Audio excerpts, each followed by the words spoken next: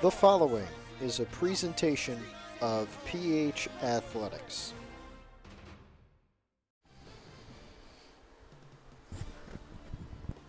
Live from Pascack Hills High School in Montvale, New Jersey, it's homecoming day on the first Saturday of October.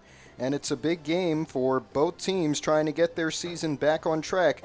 The 1-3 Dwight Morrow Maroon Raiders come from Englewood to take on the 0-4 Pascack Hills Broncos. On the computer this afternoon, Aiden Berkowitz. I'm Matt Merlino, and we're so fortunate to have joining us today to share his insight and expertise the former head coach of Pascack Hills football, winningest coach in school history, 7-time Coach of the Year, Brooks Alexander, the legendary Brooks Alexander. Coach, thanks for spending some time with us today. What are you trying to see in this game? Thank you, Matt. I appreciate the introduction and the kind words. I think what we're going to see today is a Pascack Hills team that's ready and hungry to get a victory. I've been talking with the coaches during the week, and they were very happy with practice during the week, and they feel that they're ready to put their A game on the field.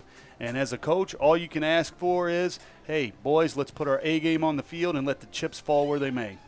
Coach, it's a Saturday afternoon instead of the usual Friday night affairs. How does that affect how you prepare for a game? How does that affect how the game progresses? It can be difficult. Going from a Friday night routine all of a sudden being in a Saturday routine can cause disruption. The one thing I know for certain is that Coach Lampert and the Pascack Hills football staff know exactly what they're doing. They've been down this road before. They've actually gone from a Friday night game to a Thursday night game. So the Saturday game is actually going to be somewhat of a benefit for Pascack Hills because they get an extra day to prepare, and you don't want to give a solid staff like we have here at Pascack Hills an extra day to prepare. Yeah, they went from a Thursday nighter in Ramsey in Week 4 to this Saturday game. Coach, I believe Dwight Morrow is missing their starting quarterback today. Kasim Erskine is not going to play. Coach Joe Hoyle told me pregame. How can that affect how the Maroon Raiders deal with this matchup? That is a huge loss in the game of football. You do not want to lose your starting quarterback. It is something that Pascack Hills had to face early in the year with the unfortunate diagnosis of Dren Bauda, and it can completely change the game plan. I expect Dwight Morrow to do things today that they have not done thus far this year. We're going to see some new formations, I would expect, and new ways of trying to get the ball down the field by the Maroon Raiders. All right, that's the legendary head coach here at Pascack Hills, Brooks Alexander. He'll be providing some insight throughout today's game. We'll be back in time for kickoff. Stay tuned here on PH Athletics.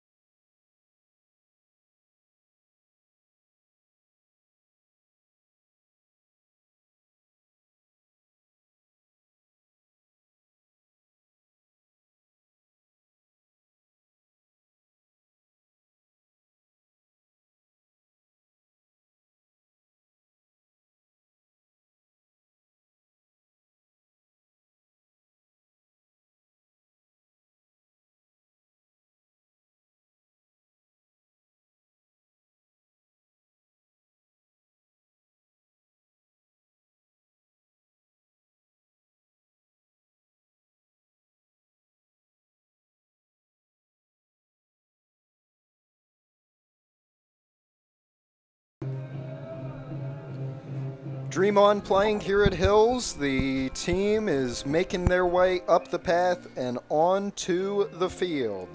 Only Saturday game of the regular season for these Broncos. They will have a Friday night affair next week at Dover. Dwight Morrow coming off a 44-0 win last Friday night against Patterson Kennedy. And that's where they started their run to the state playoffs last year, went 0-2 and 1 tie in the first 3 games of the season, but finished it out on a 5-game winning streak and ended up losing to West Essex. But it was a great performance from them last year, going from the Ivy Division in 2023 to the state playoffs in 2024. There you see the 2025 Pascack Hills Broncos in their brown jerseys, Dwight Morrow in white. We are prepared for the anthem and our pregame announcements, as always, from Mr. Eric Gans. I'll tell you, Matt, it doesn't matter what team you're coaching or who the opponent is. When you walk up that hill, you're going to have butterflies in your stomach. This is my 32nd year of coaching high school football, and you still get the butterflies. Certainly a fun kind of tradition to have, I'm sure. And I really love the way Pascack Hills and Coach Lampert has the boys entering the field carrying the flags. It's a terrific sight. Very, very good. And they get the coin toss here before the anthem. The captains for Pascack Hills, all seniors. Jacob Cherkis far right, number 1. To his left, Jake Brew, then Alex Lula and Ryan Lafferty. Hey, Brooks. And on the Dwight Morrow sideline, their captains, E.J. Maxwell, Richard Duquet, number 12, Ariane Williams, and I believe Sakai Maxwell in there as well. Should be a fun game, competitive one, and must win for both teams, wouldn't you say? I would say it's extremely important. I hate using the term must win. You know, there's an old adage that World War II was a must win. This is a high school football game. But it is a very, very important game for both teams as we go forward. And I know that as a coach, I always prefer to win the toss and defer to the second half. I want the ball coming out, but it is simply a matter of choice, matter of opinion. It looks like Pascack Hills has won the toss. Well, they'll receive. They go against the words of wisdom from Coach Alexander. And now, I believe, we will stop talking and we will let Gans take over, and then our own Pascack Hills Marching Broncos.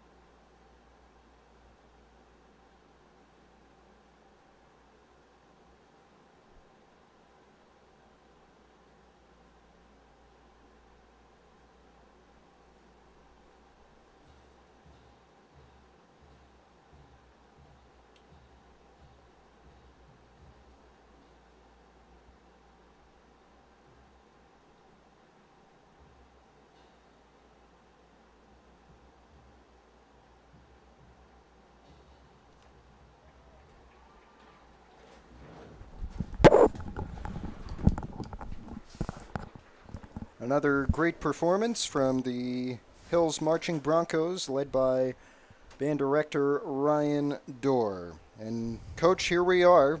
Final moments before kickoff, start of October, start of the final 4 weeks of the regular season. You make your playoff push. Is there any sort of different kind of anticipation now than there would be for any other game? I think there's a little difference as you get deeper into the season. Your margin for error becomes thinner and thinner. One thing I know that Coach Lampert and the coaching staff at Pascack Hills has done is tell the team, let's turn the page, learn from the previous 4 games. We have a 4-game season in front of us. Let's run the table and see if we can punch our ticket to the playoffs. And their toughest 4 games really coming in their first 4. Mahwah, Westwood, and Ramsey, obviously the 2 toughest teams in the American Red Division of the Super Football Conference. And Teaneck, a very good team this year. They got a lot of size back and a lot of speed as well. So, unfortunately, the way the schedule worked out, not the best 4 games to start your season. No, it was definitely a tough start, but it does open the road as we move into October and November. Kickoff will be returned by the sophomore Dane Brimijan, and Brimijan still going. He's found his way back to about the Dwight Morrow 41-yard line. That's what you want to see to start if you're Coach Lampert. Matt, do you know why a football field is 100 yards? No, enlighten me. Because 40 yards is too short. So Pascack Hills is in a really good spot right now. And a very good spot, especially to start the game. But let's see what this Hills offense can do. Liam Kaza, the quarterback, through the first half of the season, 31 for 54, only 2 touchdowns and 5 interceptions, 324 yards recorded through the air. It looks like today a big gain for Hills. Gavin Yulande back as the regular running back. He was hurt, was only on defense for the past couple of games, got a few touches in the Ramsey game, but now it looks like he'll be back to being that RB1 type of player, and it looks like he'll gain 5 yards on the first play from scrimmage. That is a tremendous shot in the arm for Pascack Hills to have Yolande back. Pascack Hills has been fighting uphill since the start of the season, dealing with injuries. Now they're starting to round back into shape. See what we get on 2nd and 5. It'll be Yulande again, and a great tackle right there. Yulande still able to power forward for maybe 2 or 3 yards. It'll be 3rd and 2. I think it's clear what Coach Marini, calling the offensive plays today, is looking to do. He's going to turn this game into a fist fight in a phone booth, line up and try to play some smash mouth football. And with Yulande back healthy, I'm sure that helps with that quite a bit. 2 wideouts on the near side for Kaza, Cherkis, and Brew. He sends Lula in motion on 3rd and 2. And it'll be Yulande again, and Yulande through for the first down of the game. Another 5-yard or so rush from the senior.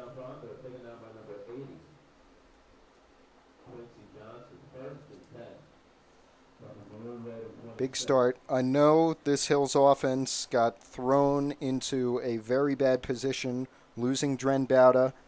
Didn't expect to have Kaza as the starting quarterback, but you have to say he has performed admirably in those first 4 games being thrust into that role. Yulande again, gain this time maybe 4 yards. Right now I am a very big fan of the game plan that Pascack Hills is coming in with and executing very well. I have to agree with you because, again, Kaza, not the same kind of quarterback that Bauda would be. So they tried to keep it on the ground in the first couple of games with Jack Epstein and Andrew Hamilton, among others, worked Yulande in as he got better. But today, really the first time we're seeing Gavin Yulande at his best. It'll be Kaza on a keeper on 2nd and 6, and he'll be brought down right at the line of scrimmage. Good tackle there from Richard Duque, the senior from Dwight Morrow. No gain on the play for the quarterback, Kaza. And Coach, really the first third and long of the game, first chance for Dwight Morrow to show what the defense can do. It is an opportunity for Dwight Morrow. I think we're looking at 4-down territory here, so Pascack Hills has 2 downs to pick up these 7 yards. They have George Harcher as the kicker, but it may be just out of his range. This will be Carson Baffa, and Baffa finding a nice hole. We'll see where they spot him. Looks like a yard short. And now they're going to put him right on the line to gain, and it'll be a first down. So there's Carson Baffa for the first time today. Maybe a little misdirection there, trying to get all the attention on Yolande and then use Baffa. Absolutely. Terrific call. It was a counter play. And given the way Yolande started the series, running the counter back, just an outstanding play call. Pascack Hills has things going their way right now. And I'm sure this is exactly what Lampert and his staff wanted to see. They're pretty much doing all they want to do to the Dwight Morrow defense. Let's see what they do here. That'll be Yolande. And Yolande with another nice run. Ryan Lafferty in the very backfield laid out a Dwight Morrow player, Escobar, but that won't take all of the attention off of the nice run from Yolande. 6 yards again, and it'll be second down. Picking up 6.5 yards on first down makes the game very easy. All you have to do from there is run it, I'm sure. Kaza and Yolande, the 2 backs, Cherkis and Brew, 2 wideouts, both to Kaza's left. It'll be a fake jet sweep. They give it to Yolande, and he's got another 2. Really great to see. Got hurt in summer camp. I was here doing my preview show the day he got hurt. That was a bad break for Pascack Hills, but he's looking healthy today. He's given some very quick and strong runs for Pascack Hills. He is definitely the shot in the arm this offense has needed. 6 weeks since that injury, and that's right at the end of the recovery period, I was told by our trainer, Jerry Rodriguez. Here's Baffa this time, and it looks like he'll be stuffed right at the line to gain. Maybe an inch short here. It's going to be 4th down. It's going to be 4th and less than a yard, and Coach Lampert has decided to, looks like he's going for the first down. Keep the offense on the field. I would absolutely agree with this decision. Trying to get as many points as possible to open this game, but still a big risk because you could end up with nothing if this Dwight Morrow defense stands strong. Kaza, he'll keep it for the second time, and he's got the first down clearly, and he's in for a touchdown. Outstanding. 8-yard touchdown run for the senior quarterback. It will be his first on the ground this season. That was a terrific run by Liam and an outstanding formation by the offensive staff at Pascack Hills.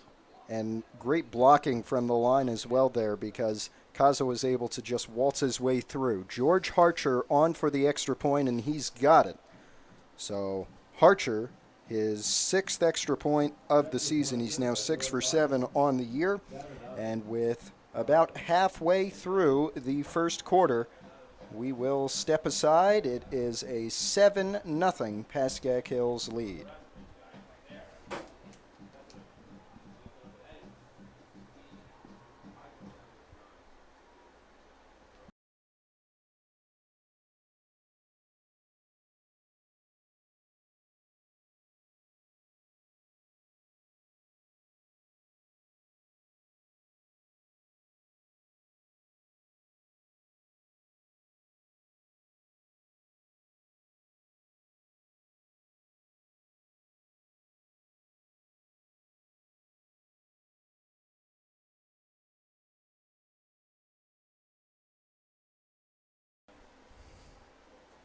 Back in Montvale, great drive from Liam Kaza, Gavin Yolande, and the Pascack Hills offense.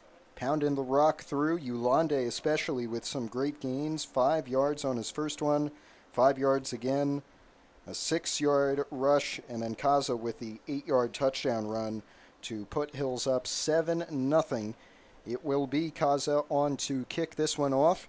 And the first time we will see the Dwight Morrow offense today. Coach, what do you expect to see out of them? They're definitely going to face some struggles and some changes, missing their starting quarterback. But as I said, I expect to see some wide open formations. They are a very athletic team. They're going to try to get their athletes in space and put Pascack Hills in a tough decision, making tackles in the open field. Amari Roots had the return on the short kick from Kaza, and he brought it out to the Dwight Morrow 44-yard line. Dwight Morrow is the Englewood High School. They call it Dwight Morrow for a very famous businessman who lived in Englewood, and I presume contributed to the construction of the high school. Let's see what the Maroon Raiders have here. Their quarterback right now is Sakai Maxwell. Took a couple snaps in the Patterson-Kennedy game. It looks like they will run it with Armani Roots, the sophomore, and he'll have a gain of 2 or 3 yards to start things off. A formation like that by Dwight Morrow is just simply window dressing. They're trying to get defenders out of the box. They came with trips to the right side and then ran the ball back to the left. Pascack Hills wasn't buying it. The Dwight Morrow offense last year, very fast. That was one of their calling cards that helped them into the state tournament. Let's see if that continues here, although the injury bug has bitten them. That would be Keyshawn Jackson, a senior, and Jackson takes some contact. He'll be really 2 yards, 3 yards, 4 yards actually. They marked him down at the 50, so it'll be 3rd and 4 from midfield. Dwight Morrow going with no huddle. Perhaps trying to tire out the Hills defense. Now they're going to get some coaching from the staff of Joe Hoyle. Dwight Morrow graduate back in 1999, I believe. It'll be another run, and that is Roots again, but he is stopped. And a good stop there from Hills, only a yard gained, 4th down and 3, and let's see what this Dwight Morrow coaching staff decides to do. Looks like they're going to bring on the punt team. Looks like it. I'm not sure I would punt in this situation if I were Dwight Morrow, even though we're just across midfield. Pascack Hills went down the field rather easily on the first drive. I'm not sure I'd turn the ball back over to them so quickly without at least giving my team an opportunity to pick up this first down. Back deep to return is the sophomore Andrew Hamilton. It's a fake, but there is a flag down. They tried snapping it to Robert Banks on the fake, and I believe a false start there. I think so, and I don't believe it was going to be successful. Pascack Hills had stayed home. Very well disciplined on that play. I have to tell you, Matt, I'm very impressed with Pascack Hills, what I've seen so far. This is my first game seeing them this year, and I see a well-disciplined, well-coached football team.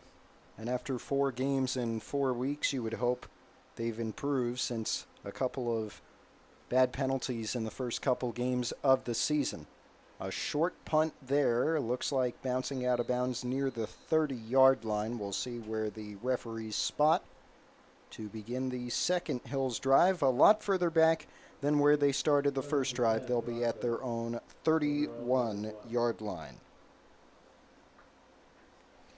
Do you recall as the game started, Matt, I said I would have deferred, and Pascack Hills took the football and marched down the field and scored a touchdown? Yes. That is why Coach Lampert is on the sideline, and I'm sitting here with you. Well, here we are, doing a very good job up here.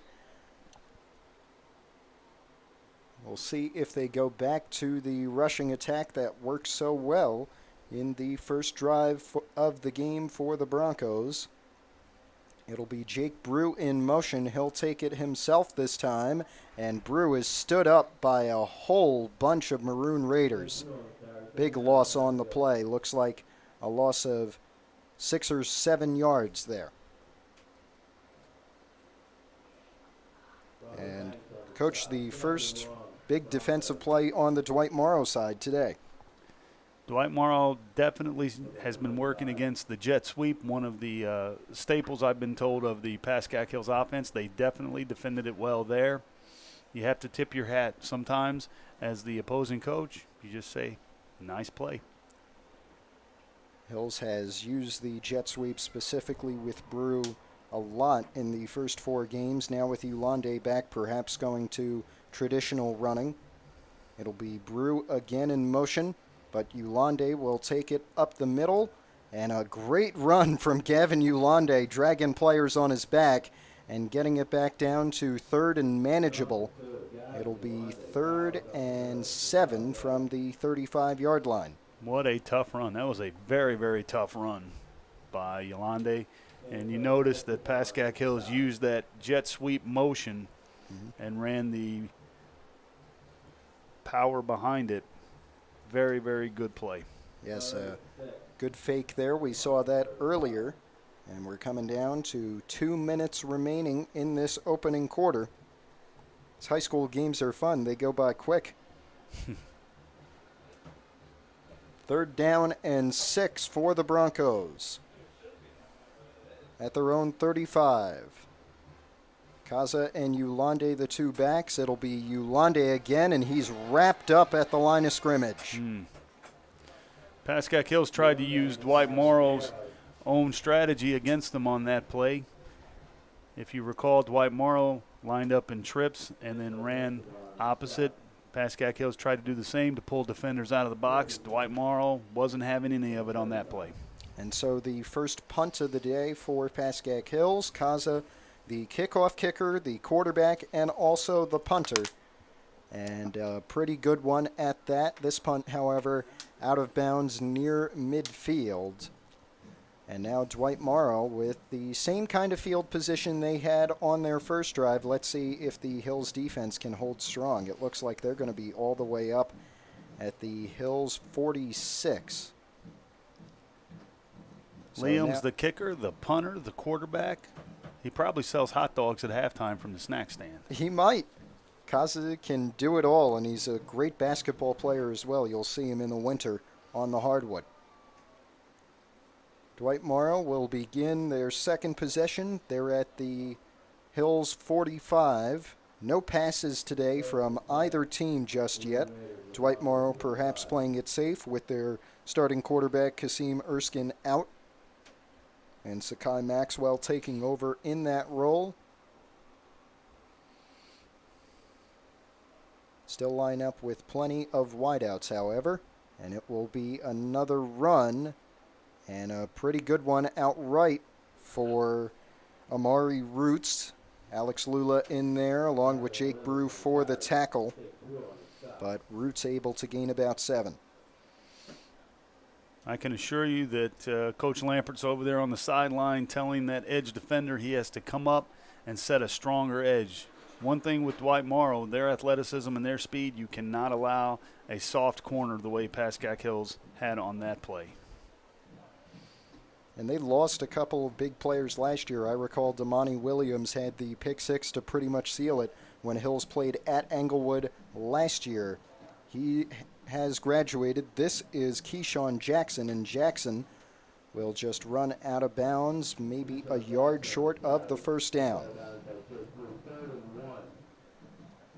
To the point we were just making, the edge was set a little more stout on that one. That's a tough play to run into the boundary. I think Coach Lampert would let them run that play all day into the boundary, get that 12th defender, known as Sammy Sideline, in there to help you. This could be the final play of the first quarter. 20 seconds remaining in the opening period. 3rd and 1. It'll be a keeper for Sakai Maxwell. Maxwell is right on the line to gain, out of bounds again, and this will be a first down. Maxwell's first run goes for a yard, and for the first Dwight Morrow first down of the game. It was a first down, but Pascack Hills played it very well. Pascack Hills did not go with the flow. They were there for the quarterback counter. That's a good sign for Pascack Hills going forward in this game. Seems the game film worked out very well over the week. One thing you know about our coaches at Pascack Hills, they all have bloodshot eyes for the number of hours they put in watching film, and they do an outstanding job making sure that our team is prepared and ready to go week in and week out. That's a great thing to have on any coaching staff. We're going to head to the end of the first quarter. We'll take a break. Pascack Hills up 7-0 on Dwight Morrow through 12 minutes.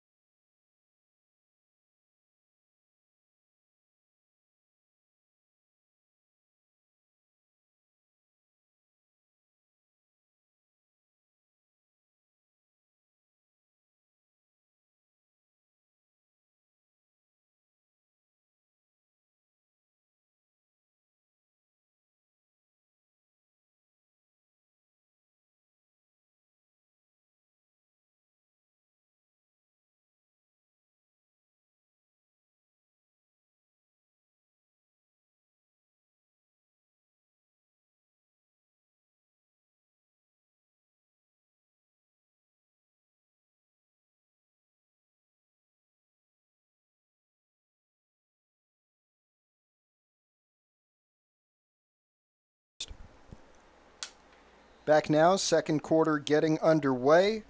Dwight Morrow, Englewood High School taking on Pascack Hills. And here are the Maroon Raiders just off their first down of the game. A great shoestring tackle from Gavin Ulande. He was second team All-League as a linebacker last year, and he made the tackle on Arion Williams, the senior. It'll be a loss of 3.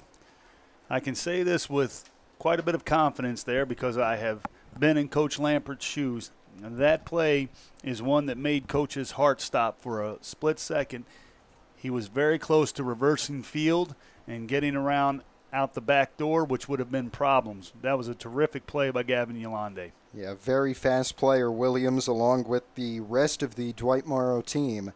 Let's see what they can do with it on 2nd and long. It'll be a jet sweep to Keyshawn Jackson. Jackson tried to reverse it as well, and Hills was ready once again. Chief among the tacklers, 54, Mason Hennessy. Pascack Hills is feeling it right now. Another big loss. I would expect Dwight Morrow to try some type of trickery at this point. They haven't shown any traditional passing sets. I expect possibly a jet pass. Well, let's see, because Maxwell has used his arm before. Maybe not in the way that Erskine had. It's a short pass. It'll be caught by Jackson, and a great wrap tackle by Cody Jones, the senior, to bring up 4th and long. That's a terrific job of stiffening by the Pascack Hills defense coming out of the quarter. Still a 5-yard gain. It's going to be 4th down and 14. And once again, it looks like the Dwight Morrow punt unit will be on. That last punt did not have the strongest snap. I would not be surprised to see Pascack Hills, if not now, certainly at some point in this game, to come after a punt. Now that they've seen what the punt team sort of flow is, perhaps that will be the case. Another weak snap, good blocking, and another low punt that's going to bounce back to inside the 10, rolling towards the 4. And Dwight Morrow was trying to egg it on further, but a good punt there. Not very powerful, but that's not what you need. No, that was a well-placed kick. I have to give Dwight Morrow credit for that. The key in that situation is to make sure you don't put it in the end zone. And they did, in a very good punt, especially for this Dwight Morrow punting team, which doesn't really look like it is used much. They had a lot of scoring, 44-0 in their last game against Patterson Kennedy. That's important to not lose sight of the fact that this team put 44 points on the board in its last game, and so far the Pascack Hills defense is doing a terrific job. Last year, Dwight Morrow took down the Broncos 36-26 at their place. Perhaps a different story this year. That looked like Yolande, and a pink flag down. It's a Breast Cancer Awareness Month, so the usually yellow flags are now pink, and this one goes against Dwight Morrow. Coach, I believe a hold.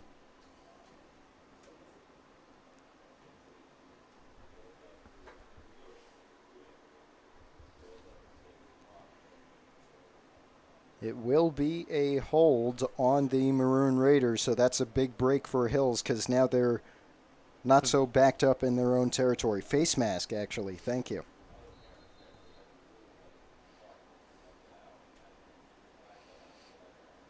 So from their own 4 to their own 24. Huge penalty. Kaza sends Lula in motion. He'll give it to Jack Epstein, the sophomore who showed a lot of talent in those first 4 games, subbing in for the injured Yolande. And Epstein has about 12 yards and another Hills first down. It's a very nice cut by Epstein. Dwight Morrow is trying to play games up front. They're slanting and stunning their linemen, which in theory on the board can always look like a great idea, but you can get caught out of position. And I think Pascack Hills caught them there. They were ready for it. 1st and 10 now. It'll be Epstein again. And he's forward this time for about 5. Did you see any line games there? I did not, but I tell you what I do see up front, Matt. I see the big boys from Pascack Hills are starting to get lathered up. They're coming off the ball. Pascack Hills is replacing the line of scrimmage. I see Dwight Morrow starting to bend over at the waist. Pascack Hills is doing a very, very nice job with their offensive game plan right now. And still 7.5 minutes until the half. This will be Yolande back on, and Gavin Yolande with another nice run, 6 yards, and another Pascack Hills first down. It's a hot day, and it's very frustrating for a defense to stay out on the field and play a team that's picking up 5, 6, 7 yards a clip running the football. Perhaps demoralizing as well, and you have all the sweat in your eyes. Never a good feeling. And a timeout here.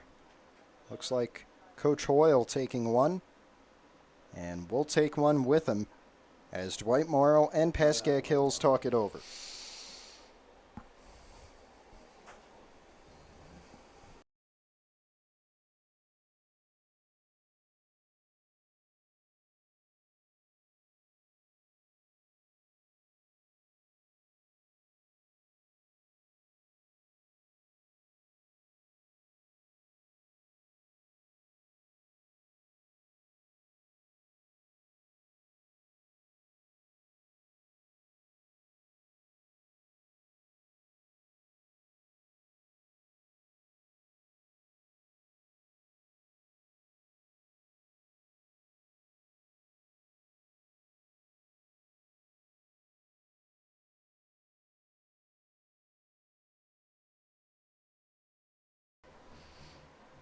Back at Hills, Coach, potentially a big drive for Hills here.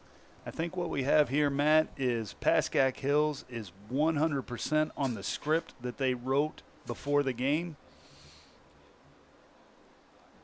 Brew in motion and stuffed at the line, Yolande, but he's spinning free. Gavin Yolande, another great run, turned what would have been no gain into about 7 yards.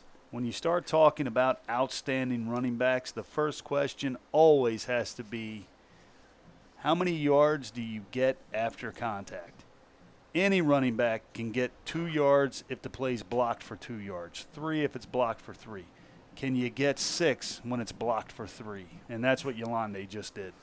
Great run from the senior. He's showing out tonight, his first game back. This will be a keeper from Liam Kaza, and Kaza's got a first down and 5, 6, 7 yards more. What you're starting to see is those plays that may have gone for 2 or 3 yards in the opening quarter are starting to go for 6. They're starting to go for 7. And Pascack Hills is pushing Dwight Morrow back off the line of scrimmage. Down to 6 minutes left in the second quarter. Here's Kaza. Kaza again with great blocking. He stays up. Liam Kaza brought down finally by Sakai Maxwell, but he's inside the 10. Looks like Coach Marini asking for a face mask there. Hills hurrying up.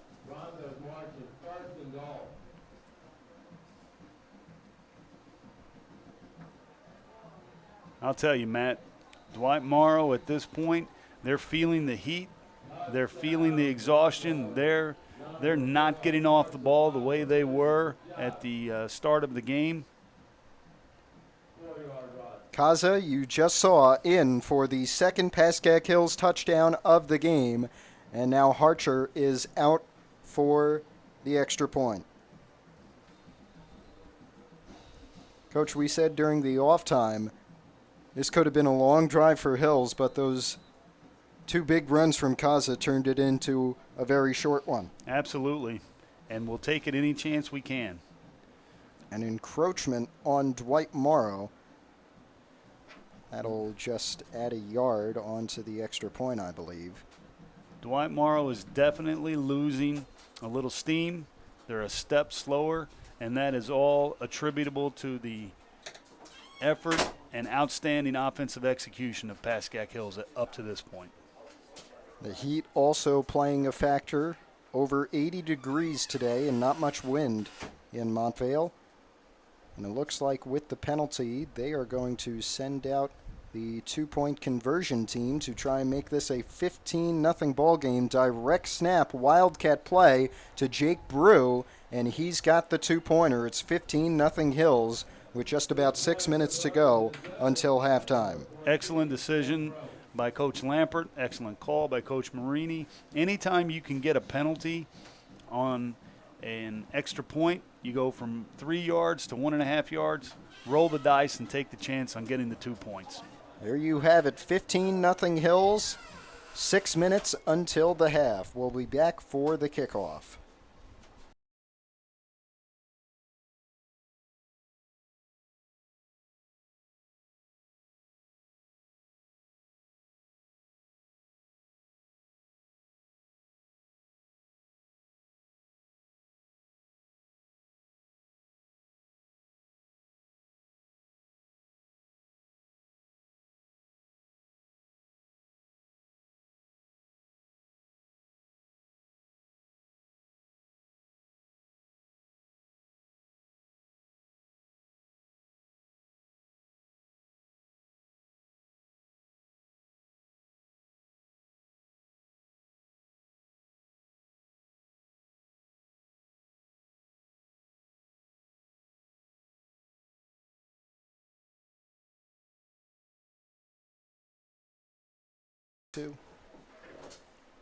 Back at Hills, kickoff coming.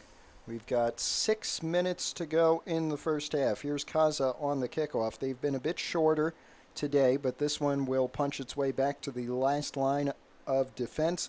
That's Sakai Maxwell trying to take it back.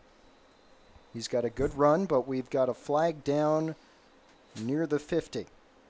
And we'll see what this one is. A hold against Dwight Morrow. That's going to back him up even more. Maxwell got the run out to about the 40, but that should back him up 10 yards to their own 30. Now, Coach, a very good performance from the Hills offense and the Hills defense so far. They've been pretty much perfect today. No big plays from Dwight Morrow. What do you do on the opposite sideline? What do you do if you're Coach Joe Hoyle? This has been absolutely perfect complimentary football from Pascack Hills. If I am in Coach Hoyle's shoes on the other sideline, I'm telling the team we have to get a drive going. We have to eat up some of this clock. We cannot afford to turn the ball back over to Pascack Hills, because I'm telling you, if they turn the ball back over to Pascack Hills this quarter with much time left, Hills is punching another one in. See what they do on 1st and 10. Hoyle's in his 7th season with Dwight Morrow. Started the year before the pandemic in 2019. We have a pre-snap whistle, and it looks like encroachment on the Broncos, so it'll be 1st and 5 now. Pascack Hills was coming with a blitz there, and player got just a little too antsy, and it was unnecessary because he shot through there like a rocket. Jumped it just a little too early. 1st and 5 now for Dwight Morrow at their own 34. It'll be another throw. Deep one, trying to bait the pass interference there, but Jake Brew with clean coverage. And the QB there for Dwight Morrow, actually Arion Williams. So perhaps they'll use him as a deep arm, and then Maxwell is sort of a game manager trying to deal with the injury to Kasim Erskine. That was terrific coverage by Jake Brew. He was stride for stride with that receiver. And this is a very, very big play for the Dwight Morrow offense. First deep throw of the game from either team, and it ends up incomplete. 2nd and 5, Dwight Morrow again at their own 34. Quarterback looks to be Williams again. He'll keep it this time. Arion Williams with great speed. Williams has a first down, finally brought down by Cody Jones, but he's got about 20 yards and into Pascack Hills territory at their 45.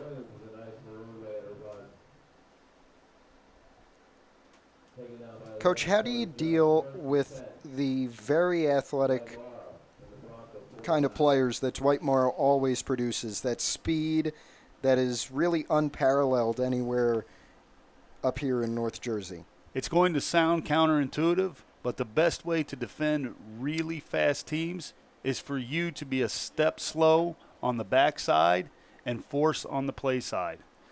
That takes away the cutback and takes away the reversal of the field. Kind of being able to be ready in every situation, would you say? Yes. Short screen to Sakai Maxwell. Maxwell turns it up and gains about 3.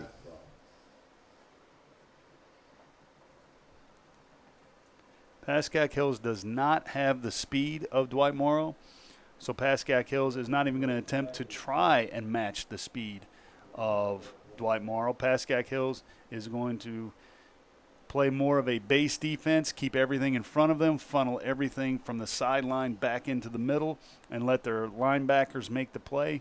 And they've been executing to a T up till this point. So far, so good, especially on the defensive side. No scoring for Dwight Morrow. 2 straight punts to end their drives. This is their 3rd. 2nd down and 6. It'll be a run. First time we've seen Robert Banks today on the offensive side. And Banks has a gain of about 4 to bring up 3rd and short. I think what we're seeing is Dwight Morrow's having a little bit of success attacking the left side of that Pascack Hills defensive line. I would not be surprised to see Coach Esposito call some type of a blitz to try to get more defenders into the gaps. Dwight Morrow is certainly going to run this football. I would be on the other sideline playing for the run, and I would probably call a run blitz. Down to 3:20 left in the 2nd quarter. Flag going down, and Coach Hoyle not happy on the far Dwight Morrow sideline. I would not be happy either if I were Coach Hoyle. Bad penalty that'll bring 3rd and 2 back to 3rd and 7. That is a bad mistake. If Pascack Hills could stop them with no or minimal game here, I would not be surprised to see Coach Lampert call a timeout. 3rd and 8, clock back running, down to 3 minutes to go. Williams looking deep for the second time today. Now Williams trying to do it himself. Nearly lost the football. Great tackle from Ryan Lafferty, and he knows it. See, your timeout call, I don't think is going to be taken by Lampert. Okay, Coach Lampert and Coach Marini have decided they'd rather have the timeouts in their pocket for this last drive coming up, and that certainly makes sense to me. Well, Coach, I'll tell you they didn't need to call a timeout because, unfortunately, a Dwight Morrow player is down. We will.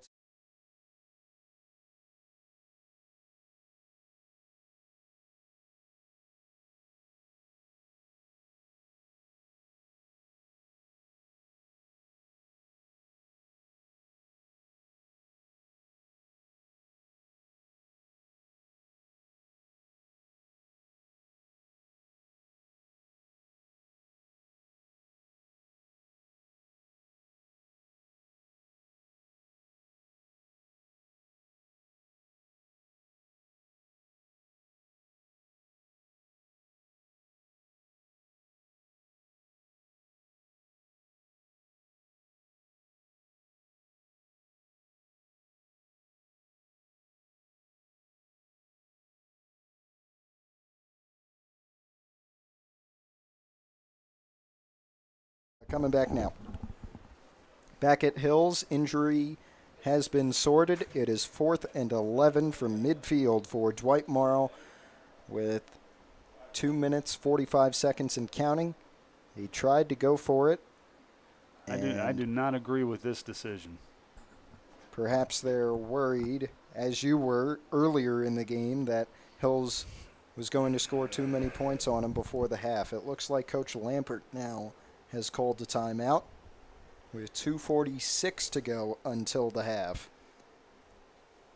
What do you talk about in the locker room at halftime on both sides after this kind of start for Hills? I always begin by saying the same thing, asking the same question. Do you know what playing half a game will get you? Beat. So let's make sure that we stay focused. Let's make sure we keep doing what we need to do. And right now, that team in the other locker room, they're beginning to question whether or not they even want to come out for the second half. It's a 48-minute game, not 24. Timeout over. We'll see if Dwight Morrow is again looking to go for it here. Perhaps some desperation before the half. Is it? It's very desperate, and they're going. If they don't convert, they're going to turn the ball over to Pascack Hills at midfield, give Pascack Hills a short field. It'll be Williams now trying to run for it. Yolande, He's Baffa chasing him down. He's close, but he's not going to get it. 2 or 3 yards short. Yeah, it was a. I was certainly would have punted there, and I would have forced as long of a field as I could with the time running out. This is just perfectly played by Pascack Hills. The defense has done very, very well. And now they'll have it at their own 41. Let's see what Dwight Morrow, the defense, can do now to this Hills offense that has run after them pretty much all game. They haven't even thrown today. No, Pascack Hills has Dwight Morrow's defense in a rocking chair right now. They're just going back and forth. 1st and 10, Kaza will keep it for himself. He had 2 big runs on the last drive and has the 2 touchdowns today. A nice gain there, about 6 yards for the senior quarterback. Well, we've got some time, Coach. This is a league game, the Super Football Conference American Red Division. Let's go around the division. Ramsey and Westwood up top. Ramsey had a bye this week. Westwood played at home against Wequahic, and they beat them 37-18 last night. That's not a league game. Dumont and Mawa played each other, and Dumont beat the Thunderbirds 18-13. First down, Hills here, with a lot of pushing and shoving on both sides, getting the new set. Pascack Hills plays in a very, very tough football conference. Westwood and Ramsey, two of the best teams in North Jersey high school football, let alone Super Football Conference football. Correct. I'm going to make my prediction on that and say that Westwood will beat Ramsey when they play head-to-head. And I believe that would be the third straight league title for the Cardinals if they were to do that.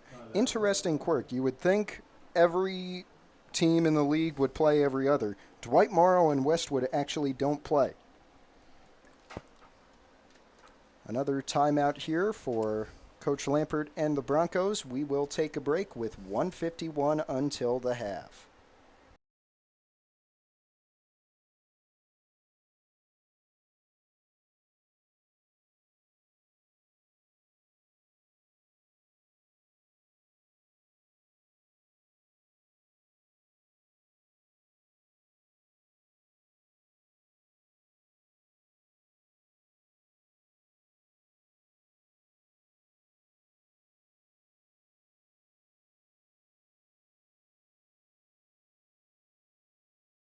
We're good.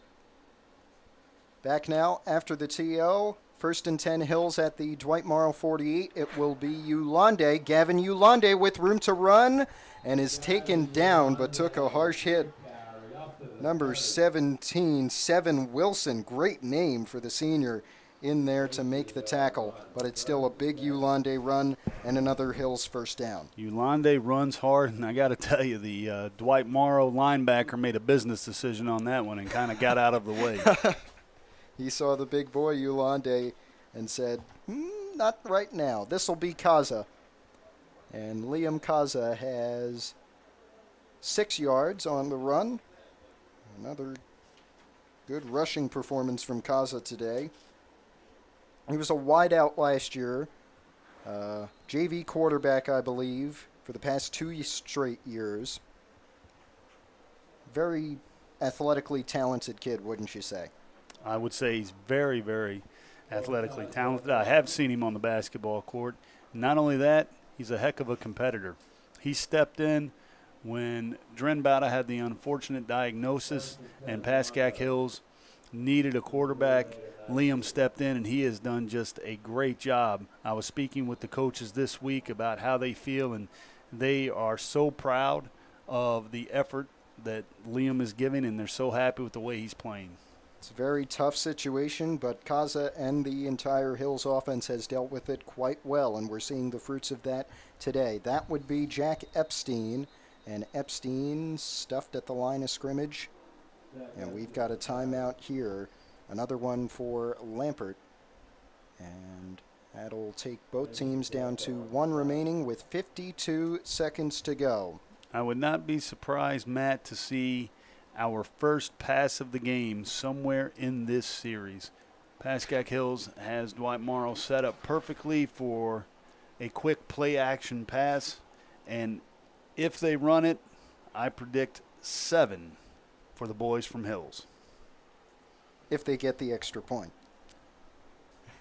Some things are assumed, Matthew. But you are correct. Yes.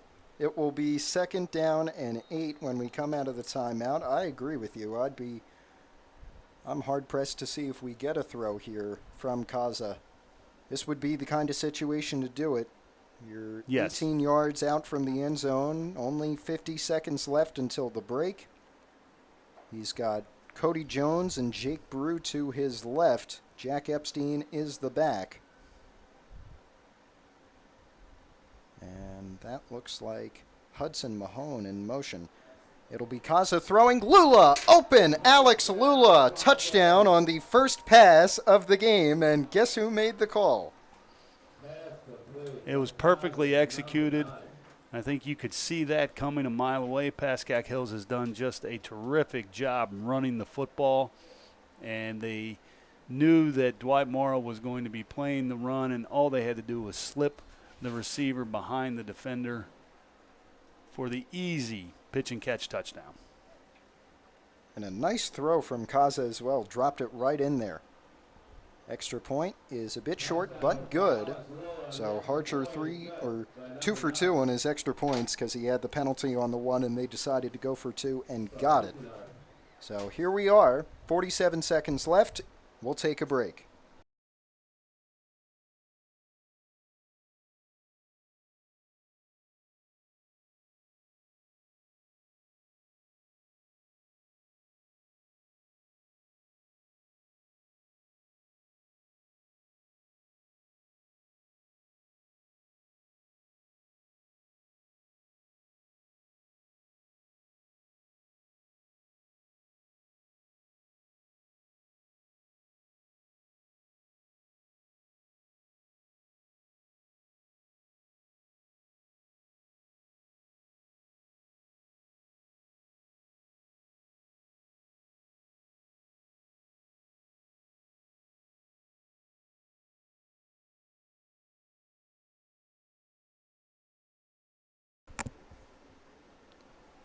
kickoff team is on for both Dwight Morrow and Pascack Hills. Coach, they're going to get the ball, Dwight Morrow, with about 45 seconds left until halftime. 22-0 our score. They're down 22 points going into the break. Do you just try and hope for a Hail Mary here? Do you try and if I'm Pascack Hills, I say we can't give up anything cheap. And if I'm Dwight Morrow, I run the football and get to halftime so that we don't have a mistake that could really implode this game. This one returned by Sakai Maxwell, brought down just past the 30. And we'll see if Dwight Morrow goes with the conservative route, just trying to get the final 40 seconds until halftime, or if they try to throw deep. It's going to be interesting to see because, again, their quarterback, Kasim Erskine, out for this game. So Sakai Maxwell has come in more as a game manager. We've seen Ariane Williams trying to throw it a bit deeper in the past couple of plays on the offensive side for Dwight Morrow. Let's try and see what they go with in a pivotal situation here, wouldn't you say? I would hand the ball off and get to halftime. I think you're going to see Pascack Hills in a very safe shell, a too-high shell to prevent the deep ball. And there's a much bigger chance of a mistake happening if Dwight Morrow decides to throw this ball deep. Looks like some confusion and a timeout called. Final one for Dwight Morrow and their head coach, Joe Hoyle. Is there any kind of adjustments you think Dwight Morrow should make here now at the half? Not a very good start. I would commit more defenders to the box to stop the run, assuming that Pascack Hills is not going to look to put the ball in the air. They're going to look to run the football and get the clock moving and get out of here with the victory, as they should. So I would definitely commit more defenders to the box. I would play soft in the secondary, let them catch passes in front of us if they can be completed, and rally to the tackle. We'll see if Coach Hoyle and his staff makes that change. On the Coach Lampert side, on the Hills side, just try and keep the same game plan going, I think. Yes. That's what they're doing? Yes, the Hills coaching staff wants to keep everything going the way that they have it. And they know that coming out of halftime, that opening possession of the third quarter is a big one. They're going to throw deep. Williams, now he'll take it himself and brought down Lafferty again. Another big tackle by the senior.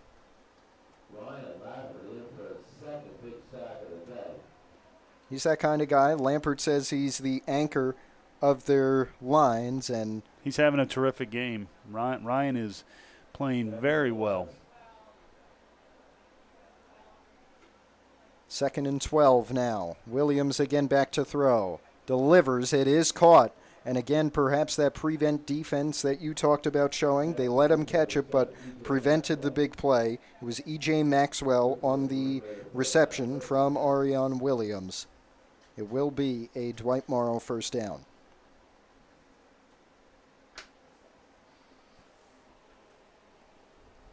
Well, after the game, after every Hills win, I go down and get a player of the game interview. Right now, I think that man is Gavin Yolande. He showed plenty of great performances on the ground. He would get my vote. I agree with you. Yolande has had an outstanding first half. 1st and 10, Dwight Morrow. They will be at their own 42. Williams again to throw. Stepping up, now trying to run for it. Block on Lafferty laid down. Williams with green grass in front of him. He'll have a first, brought down by Jacob Cherkis and company, but still a nice run, about 15 yards for Ariane Williams. But that will bring us to the half. Our score 22-0. Pascack Hills leading Dwight Morrow after 48 minutes.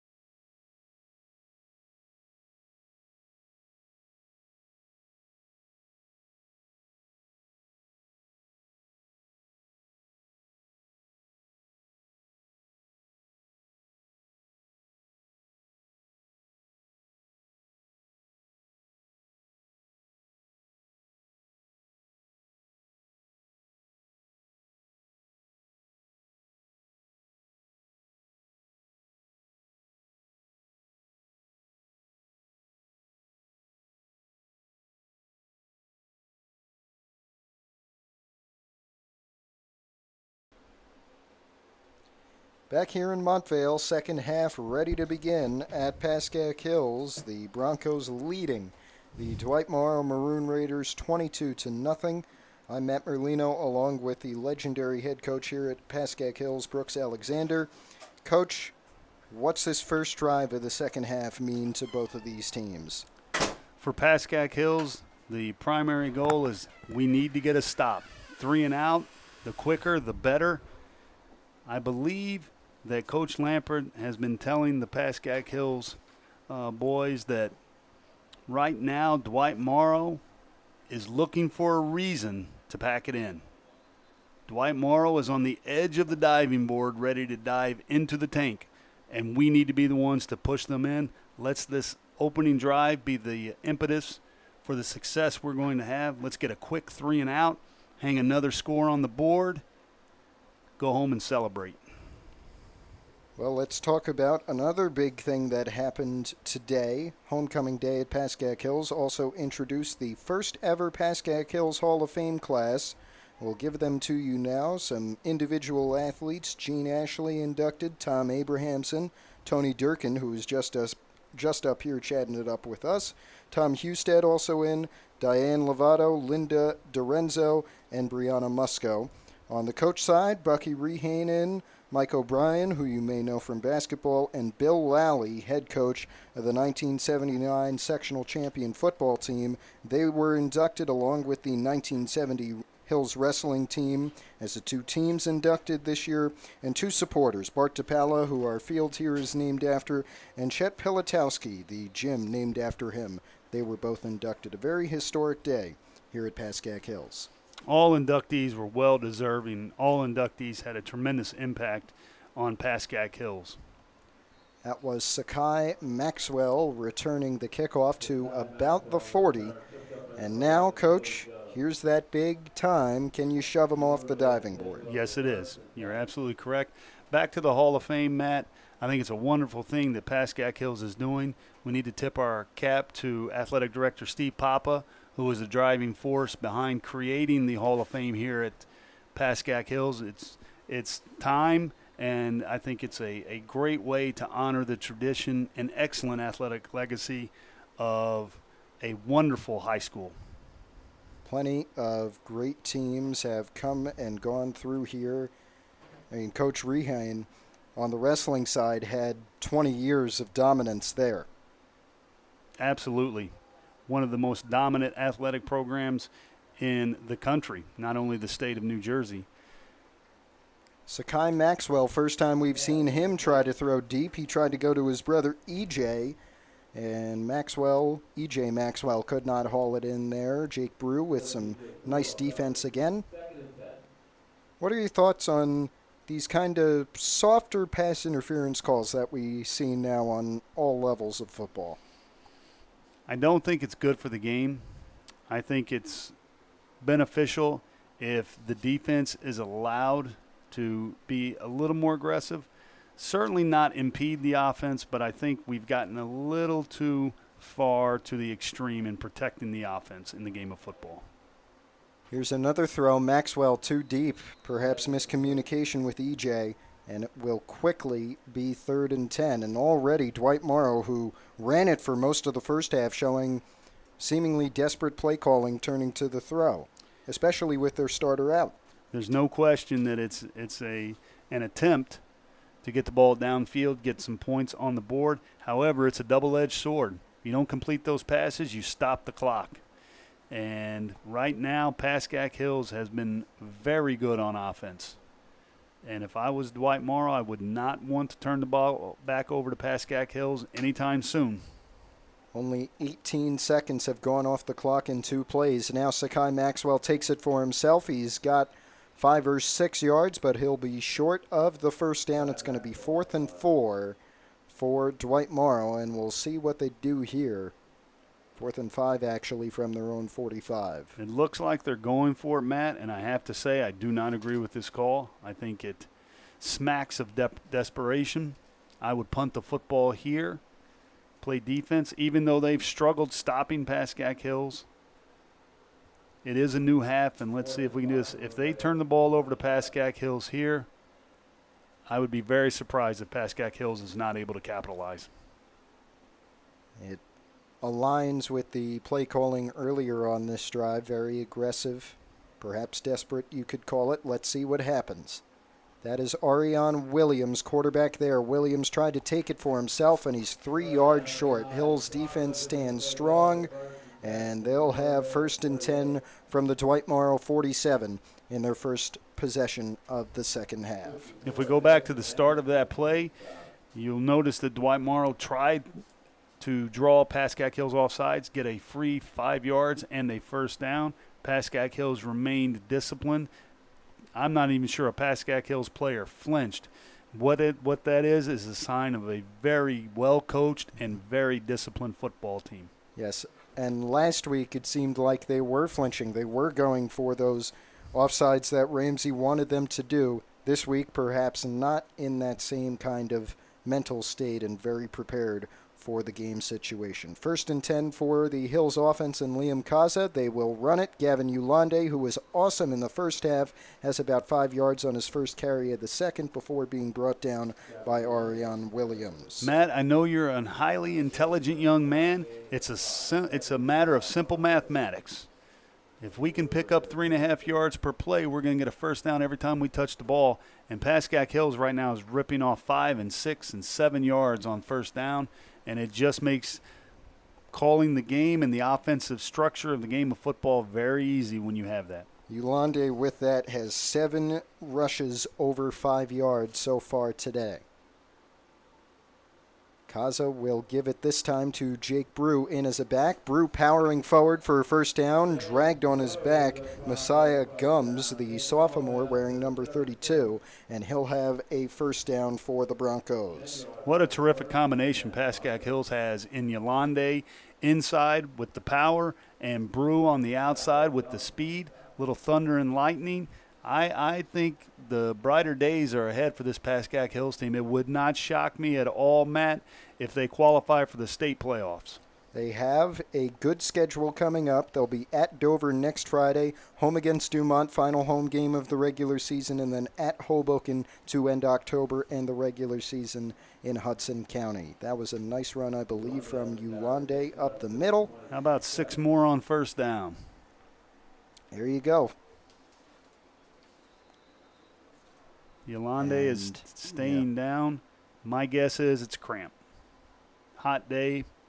He's toted the rock several times. But certainly not what you want to see. I think it's our a trainer, Yep. Jerry Rodriguez, is just going to stretch him out. We'll take a break.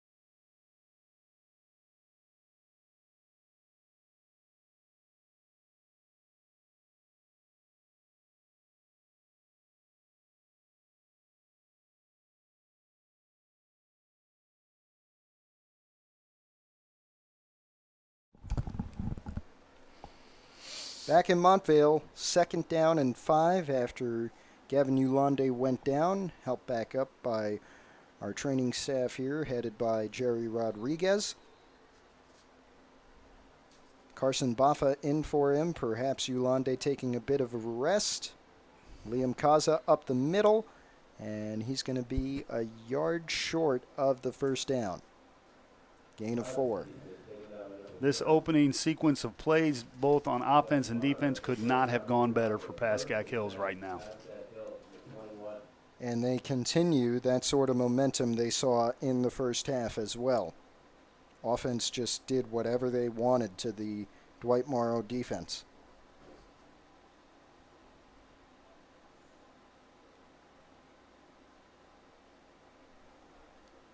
Here comes 1st and 10. Hills at the Dwight Morrow 21-yard line. Lula in motion and a flag down. And I think we just saw the first penalty on Pascack Hills today. I believe so as well. Very well-disciplined team. Terrific. It's just unbelievable execution today. Exactly. Coach Lampert and the entire coaching staff should be commended. It's not easy to get a team that has had a tough start, as Pascack Hills has had, and to get them focused on the game that they need to win, a game right in front of them, and what a terrific job. I am unbelievably impressed. The momentum has stuck. 1st and 10, quick screen to Jacob Cherkis. Cherkis may go. Cherkis breaks a tackle, brought down at the 10. A great run after the catch from Jacob Cherkis, brought down by E.J. Maxwell of Dwight Morrow. First time we've seen Cherkis today, and only the second pass of the day completed for Pascack Hills. It'll be Jack Epstein, again Yulande on the sideline, and Epstein powering for 7 yards. Pascack Hills has dominated first down during this game, and that's led to a domination of the game. Epstein only his 3rd rush of the day, saw a lot of action in the first couple of weeks. With Yulande out to his injury, amassed 229 yards. He averaged 4.4 per carry. This will be a keeper for Kaza. 2 touchdowns so far today, but he won't get one here. Nice tackle from Ariane Williams of Dwight Morrow.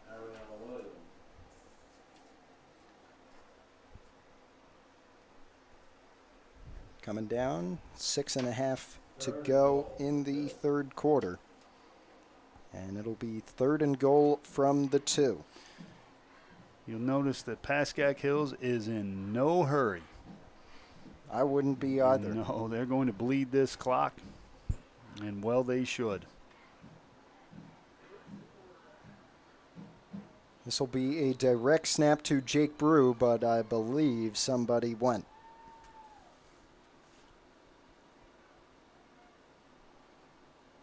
Trying a little wildcat. Saw it earlier. Just one play, though. And it will be a false start. That's going to annoy Coach Lampert like a rock in his shoe. Many people would look at this and say, you're up 22-0. It's not that big of a deal. Oh, believe me, for a coach, it's a big deal. You don't want to get sloppy. You don't want to see careless mistakes on the football field. Good news for Hills. Gavin Yulande checked back in after he was down a couple minutes ago. This will be Jake Brew, however. Yulande going up to block. Brew stood up after maybe 1 or 2 yards. And it'll be 4th and goal, and perhaps the first time we'll see George Harcher today to kick a field goal. It'll be his first attempt of the season, I believe. If they go with that, 5:33 to go, and it looks like we have a player down for Dwight Morrow on the near sideline.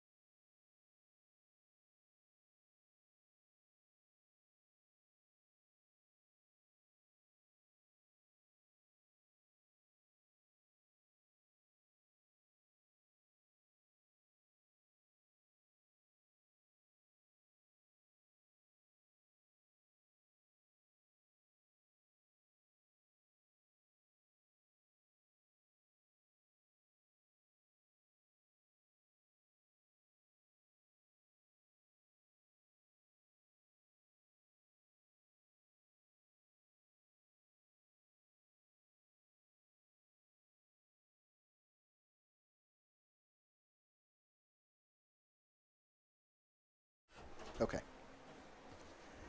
Injury has been sorted out. It is Ryan Pompey, the freshman, And we will see 4th and goal. That is the most disheartening thing as a football coach. You never want to see a young man get injured.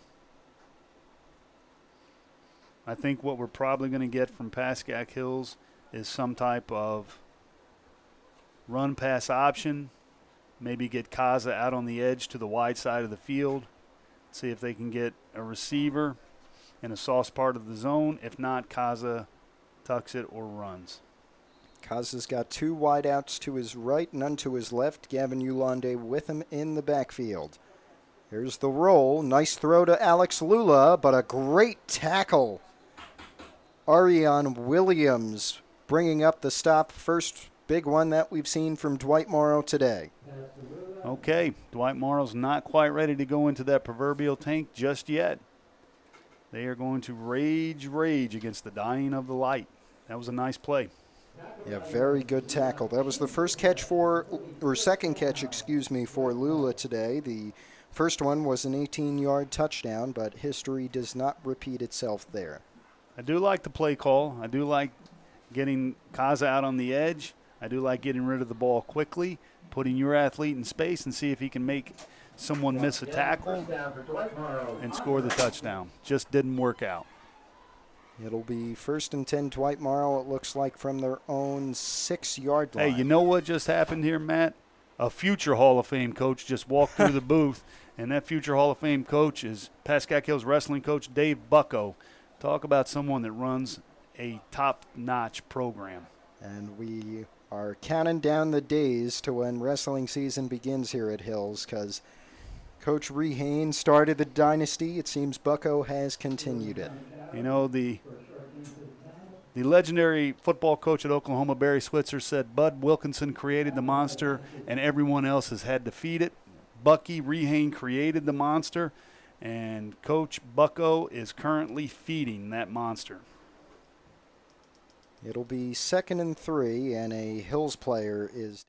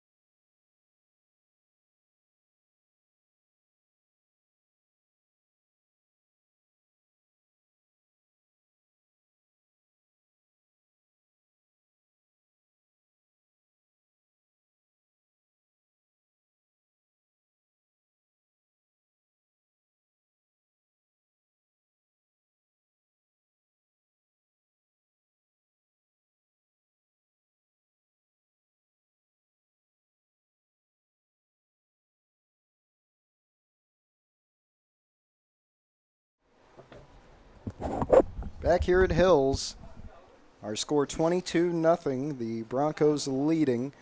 Player was down. Looks like, again, just a cramp, perhaps what we saw with Ulande earlier.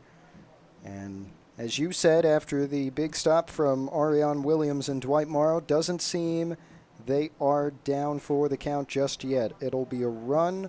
Looks like Williams again on 2nd and 3, and he'll go for the first. That's a nice effort. Good cut by the Dwight Morrow running back.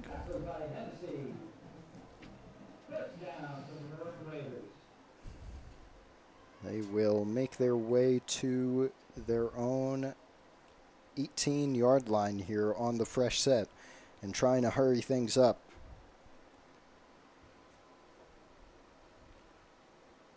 There's the snap. It'll be a keeper for Maxwell, turning away from the handoff, and he's going to take a lot of contact and power forward for a first down, I believe. That was a tough run. And for the first time today, we see Dwight Morrow starting to bring the physicality to Pascack Hills. Yeah, we saw Ulande in the first half. He brought in a lot of yards after contact today, right now, it is Dwight Morrow who is taking those yards after contact. On a hot day like this, 70 yards is a long way to go for Dwight Morrow. We are coming down to 3 minutes, 20 seconds to go in the third quarter. Of course, 12 more to follow in the fourth. Dwight Morrow trying to keep up a 2-year winning streak against Hills. They met in league play last year and actually met in the Ivy Division semifinal in 2023. Nice outside run there for the Maroon Raiders. And that'll stop the clock as well with 3:05 left. It's going to be 2nd and 2.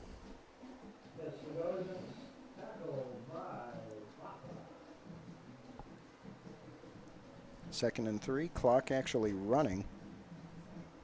2nd and 3 for the Raiders.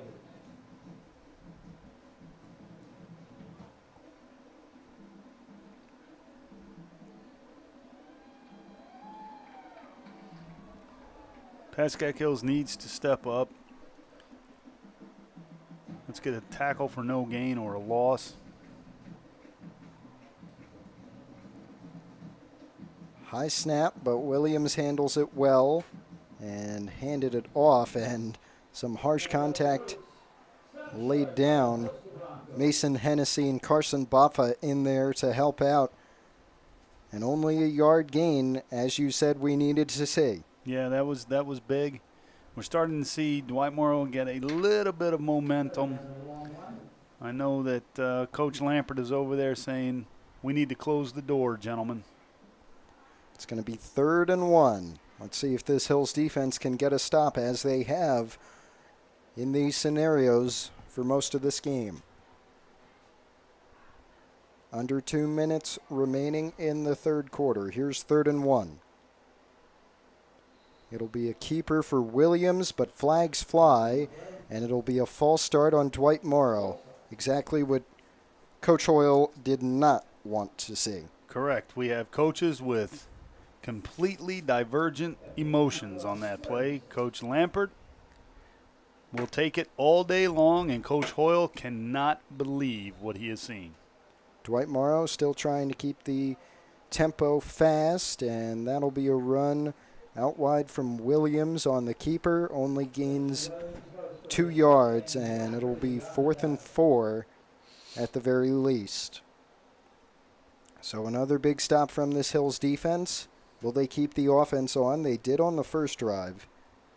You agree with that call? I did not agree with the call on the first drive.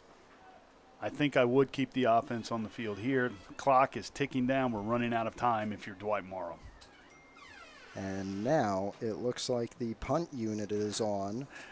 It's Well, 4th down and 5. As I said, Matt, that's why the coaches are on the sideline and I'm sitting up here. I find it very interesting, though, that early in the third quarter you end up going for it. I think it was because it was a very short distance. But here, a great punt to about the 30-yard line for Dwight Morrow. And perhaps just a couple more plays before the end of the third quarter. 40 seconds until we head to the final quarter here. I understand the logic of punting the ball deep so that Pascack Hills does not have a short field. I don't understand the logic of, if you have gone for it twice before on 4th down, deciding to punt now. I 100% agree with that. We've got a 22-0 game. Next up for Hills, they're going to be in Morris County next Friday night. They'll be at Dover, a game in which the Tigers beat Hills last year 15-14. Hills was up 14-0 with about 4 minutes to go and ended up losing that one. Perhaps the loss that sealed their fate to keep them out of the state playoffs last year. As a great effort from Jack Epstein there. Yep. And Matt, you can put this in the bank. Pascack Hills is winning next week. Pascack Hills has been stewing on that Dover loss all year. They know they let one slip away. It's not going to happen this year. Pascack Hills is going to show up for the Dover game ready to play, and Dover is going to get Pascack Hills A-plus game. And my belief is that Dover is going to walk right into a haymaker, and Pascack Hills is going to knock them out of the ring. We've got an injured Dwight Morrow player. We'll take.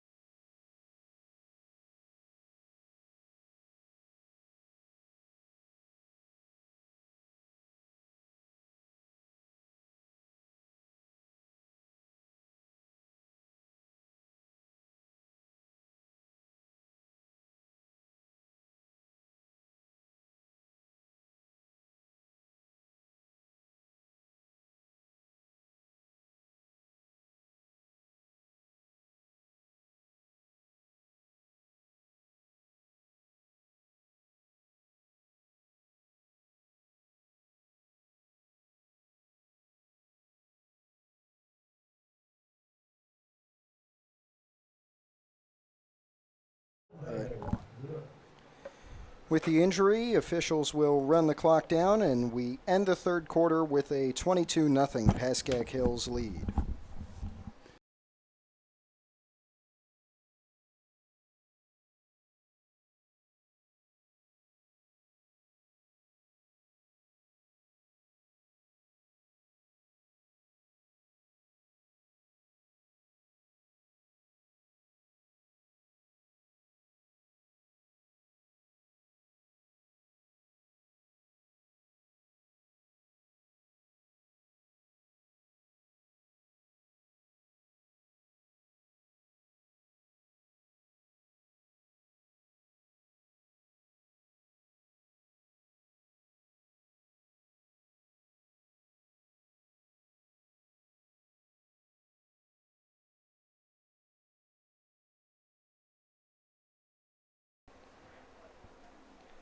Welcome back. Coach, your thoughts on that quarter?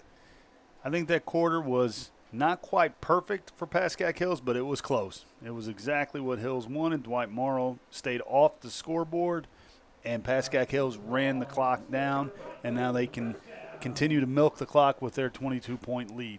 And the problem that Dwight Morrow has now is it is now 12 against 11. Pascack Hills has an additional defender and offensive player out there, and it's called the Heat.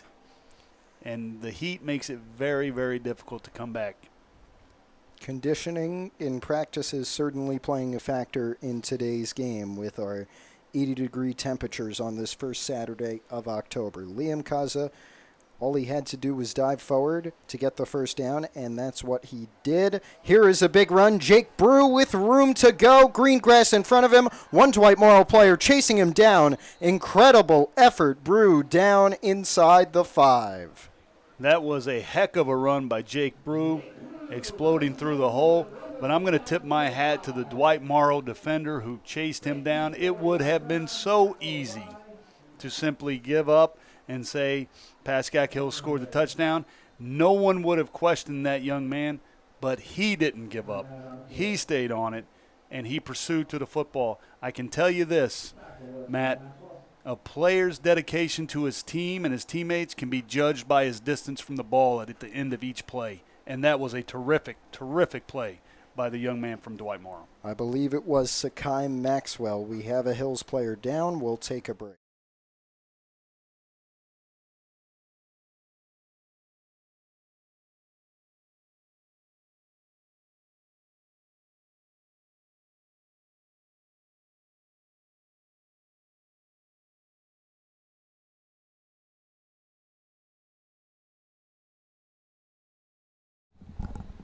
Pascack Hills punch.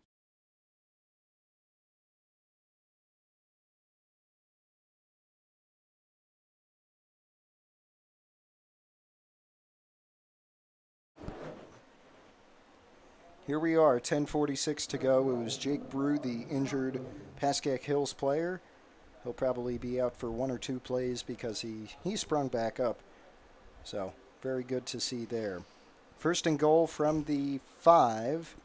And that will be Epstein stuffed at the line. 54, Xavier Davis. It'll be second and goal. No gain, no loss on the run from from Epstein, excuse me.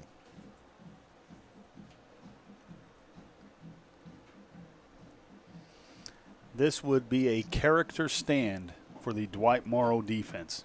If they can keep Pascack Hills out of the end zone here, it would certainly be something that Coach Hoyle could go back and take a look at in film tomorrow and be very proud of his football team. Second and goal, Dane Brimijan, man in motion. That is Gavin Yulande taking the rock, however, and he's got 2 yards, so it'll be third and goal from the 3. We mentioned next week, Hills is at Dover. Dwight Morrow also on the road next week, their second straight road game. They're going to Jersey City to play Lincoln High School on a Saturday.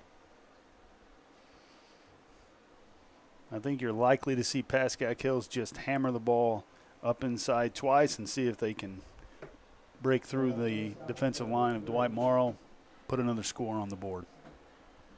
It would be a pivotal one. Put him up 28-0 pending the PAT to make it 29.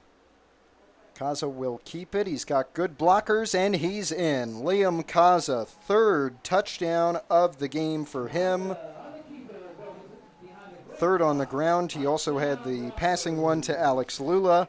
What a game for the Hills quarterback, and it is 28-0 Broncos. I'll tell you, Matt, that's why you don't give out player of the game in the first half. Yeah. Yolande, I thought, had it sewn up, but Kaza, he's knocking on the door now. It's going to be a tough call. Maybe we'll have to get 2. Point after from George Harcher is good. 29-0 Pascack Hills in their penultimate divisional game against these Dwight Morrow Maroon Raiders, and such a huge win. I think we can say it is going to be for this Pascack Hills team. Without get them question. back on track. You can light the cigar. This one's in the bank. George Harcher's done a nice job kicking the extra points today for Pascack Hills. Good help from kicking coach Ricky Krautman. And with about 9 minutes left, let's turn over to the Hall of Fame induction that we talked about earlier today. You know most of these guys very well. Why don't you give us some insight on who these wonderful people and the 2 teams that were inducted, what kind of experience they brought to Hills? Gene Ashley was an outstanding wrestler, well-deserved to be in the inaugural class, the first class, Hall of Fame class at Pascack Hills. Tom Abrahamson was an outstanding basketball player, an athlete of the week for Pascack Hills, which is always a nice feather in any athlete's cap. Tony Durkin, a terrific football player. He also wrestled and played baseball, but he made his name on the football field.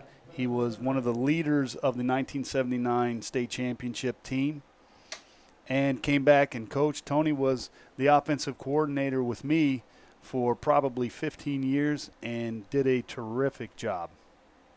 Diane Lovato, speaking of Athlete of the Week, Diane Lovato is the very first Athlete of the Week in the history of the Bergen record. How about that? This tradition that's you know what? going Check on. that. I want to correct myself. I misspoke. She is the very first athlete in the history of Pascack Hills, not the Bergen record. She is the very first Athlete of the Week in the history of Pascack Hills. She is a gymnast. And Brianna Musco, I actually had the pleasure of coaching Brianna on the basketball court, was just a phenomenal athlete, scored over 100 career goals in soccer, was a terrific basketball player, and was also an outstanding softball player. Again, well-deserving of her induction. And as I look at the coaches, well, it's tough to argue with any of those. Bucky Rehane, Michael Bryan, and Bill Lally are all at the top of the list of coaches in the history of Pascack Hills. Dwight Morrow trying to at least get something going. A nice pass out to E.J. Maxwell, and Maxwell continuing to run. Looks like he'll get out of bounds around the 35. Now, here's the problem with that, Matt. There isn't a defensive scheme in the history of football that accounts for missed tackles. So you've got to make the tackle when you're there to make it. And unfortunately, Pascack Hills did not make the tackle, and it turned a short pass into a 25 or 30-yard gain. They'll actually mark him at the 45-yard line, and we have another Hills player down. We'll take another break.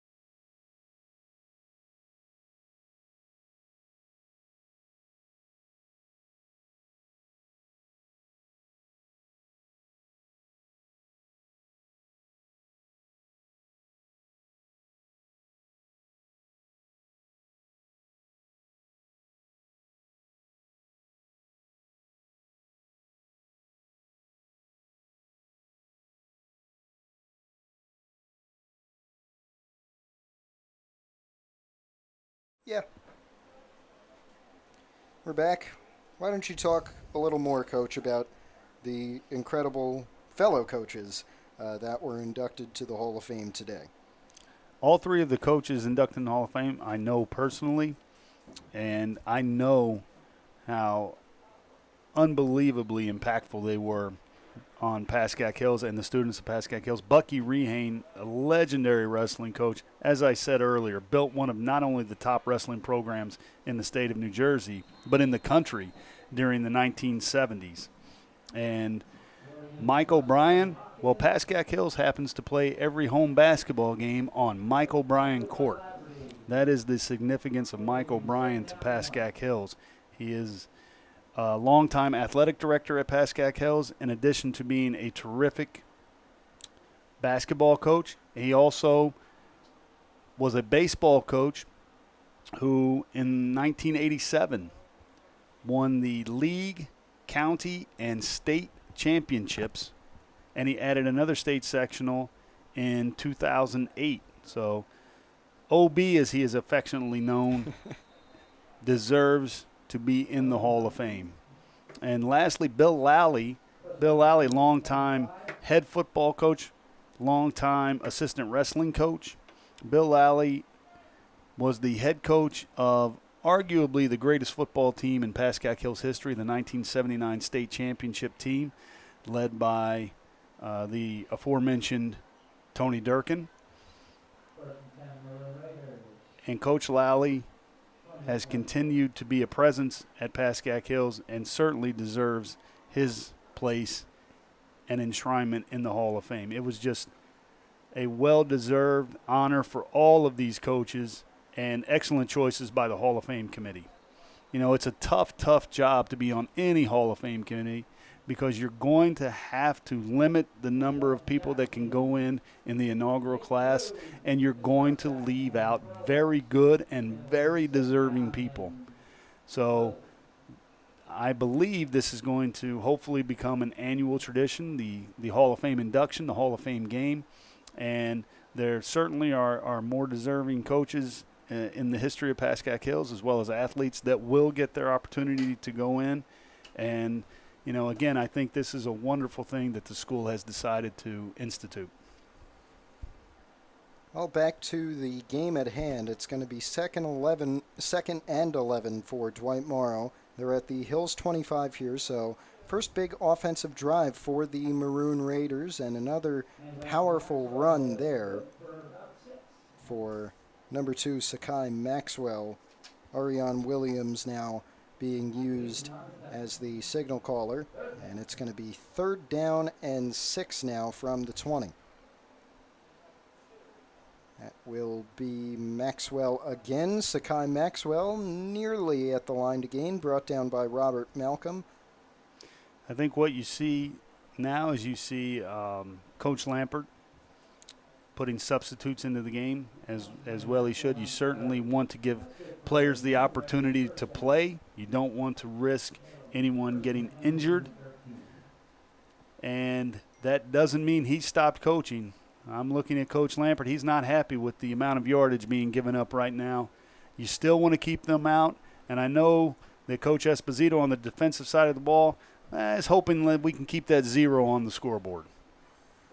We are down within 6 minutes remaining. This is Williams out wide, ran into his own man, keeps going, and Arion Williams in for the first Dwight Morrow touchdown of this game from about 13 yards out. So the shutout is gone, but still a commanding lead coming down in the final moments. Missed tackles. That is the downfall of any defense in football.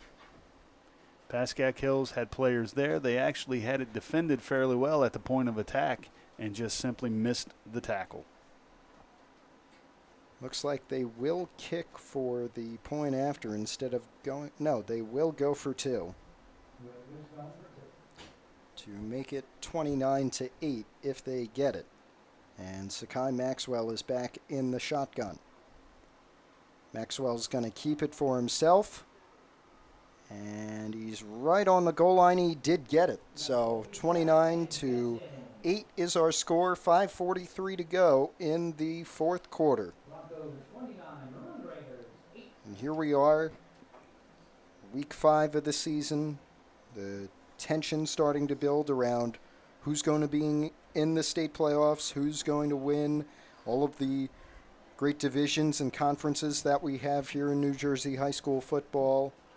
But most importantly, can you mount a push for both of these teams and try and make the state tournament? I think this is essentially an elimination game. And the fact that Hills is in command and Hills is going to win this football game, I think eliminates Dwight Morrow from contention for a playoff spot. It now at least puts Pascack Hills on the road to possibly securing a playoff spot. And I would, as I said earlier, I would be very surprised if we don't see a very sharp, a very hungry, and a very aggressive football team from Pascack Hills take the field against Dover next week. Yep, looking for revenge in that one after the 15-14 loss at home last season. And then they have their last league game against Dumont. That'll be the final home game as well, Friday night the 17th, and then week 8, they'll end the season at Hoboken. But you have Dwight Morrow here and Dover, probably the 2 easiest opponents this season on the Hill schedule, but Dumont and Hoboken, that would give very good quality wins to this Pascack Hills team when it comes to state playoff qualification.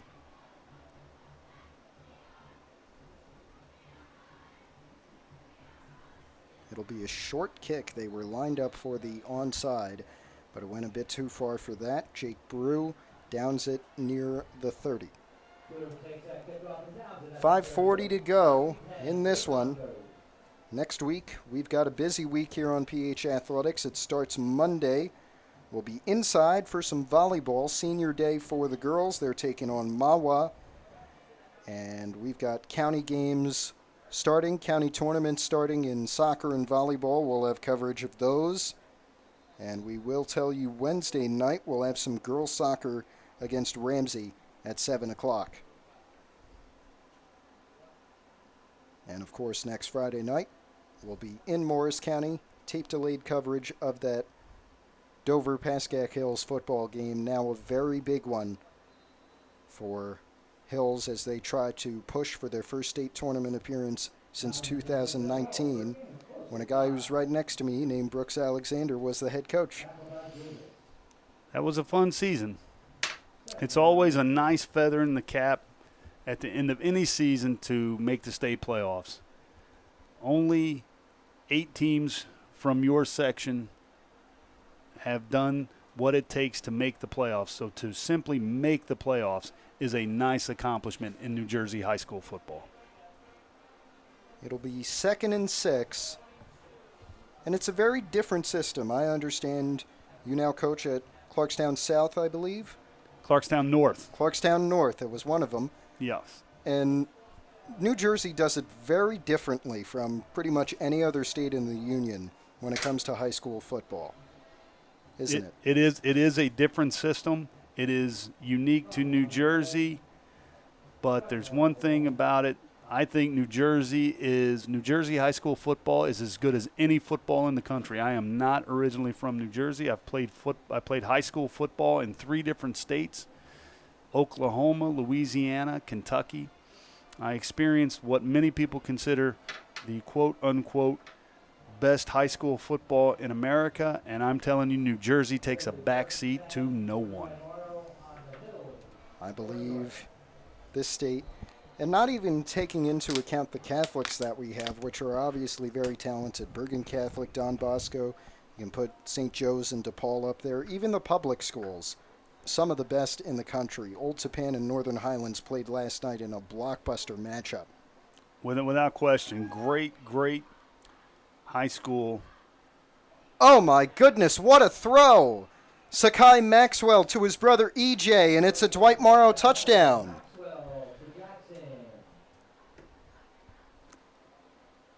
Wow. Well, what's going to happen now, Matt, is Coach Lampert's going to put the starters back in the game. Coach Lampert and the Pascack Hills coaching staff was attempting to do the right thing. And Dwight Morrow has now been able to score twice on them. So now the starters are going to have to go back in the game. It really depends on your point of view. I agree 100% with what Coach Lampert was attempting to do. I think what he was doing was the right thing to do, the sportsman thing to do. I think Englewood was taking advantage of a situation. Trying to get some more points on the board on this 2-point conversion. Maxwell, no good. He got right to the goal line, but was just short. So it's a 29-14 game, 4.5 minutes to go. And as you said, Lampert was trying to get everybody some playing time, trying to be sportsman about it. Coach Lampert was doing the right thing. I agree. Just trying to be nice. We're up big. Final minutes. Put in the backups. Let all the kids get a chance to play. But as you said, Dwight Morrow taking a bit of advantage with that. And now we have a 29-14 game with 4:31 to go in the fourth. We're going to take a quick break. We'll be back after this.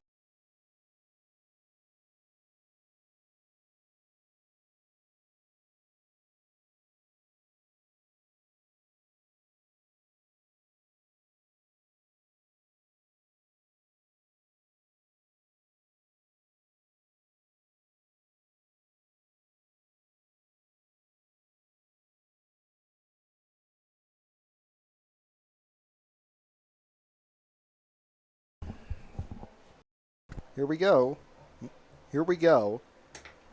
Final 4.5 minutes of this Pascack Hills football game, 5th one of the season for the Broncos, hosting the Dwight Morrow Maroon Raiders. All of Dwight Morrow's points have come in the fourth quarter. Hills is up 29-14. And let's see. Both teams are lined up for an onside kick. They do go for an onside, and it is easily recovered by Pascack Hills.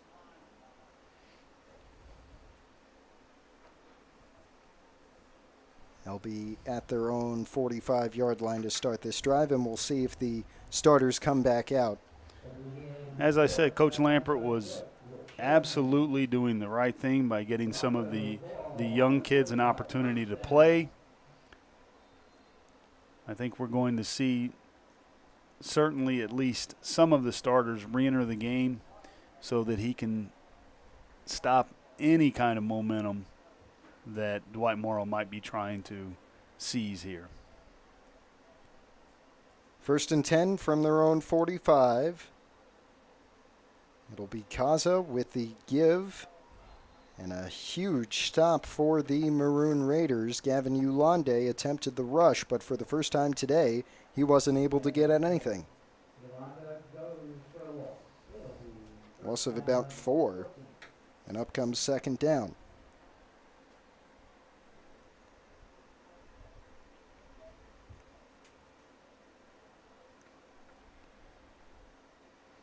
Coach Lampert and Coach Marini are just going to wrap their arms around this clock and squeeze it out.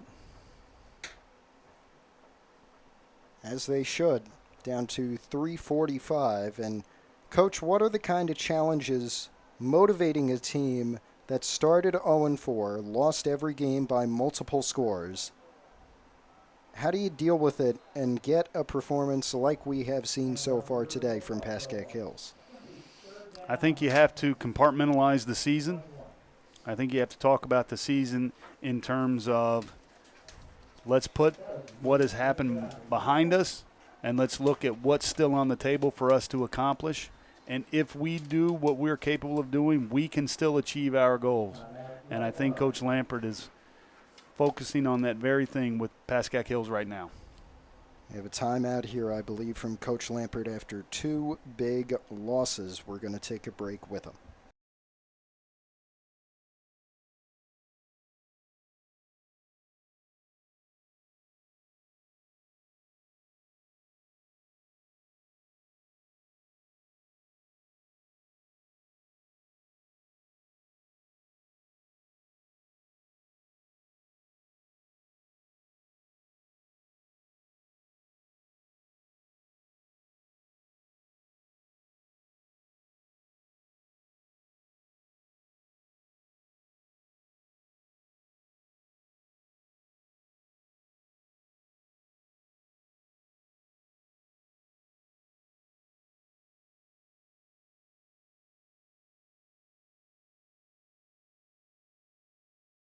Bring it back. Coach, what's the deal now? 3rd and long. Now, this is a tough row to hoe. Pascack Hills has in front of them. It obviously it would be a tremendous conversion, but you really can't expect to convert 3rd and 20. Great call on a screen, but just did not happen for Pascack Hills. So now Hills is going to punt back to Dwight Morrow, and I can assure you Dwight Morrow is going to take their split ends out wide, and they're going to try to pick on Pascack Hills on the corner as they did the last series, try to score quickly.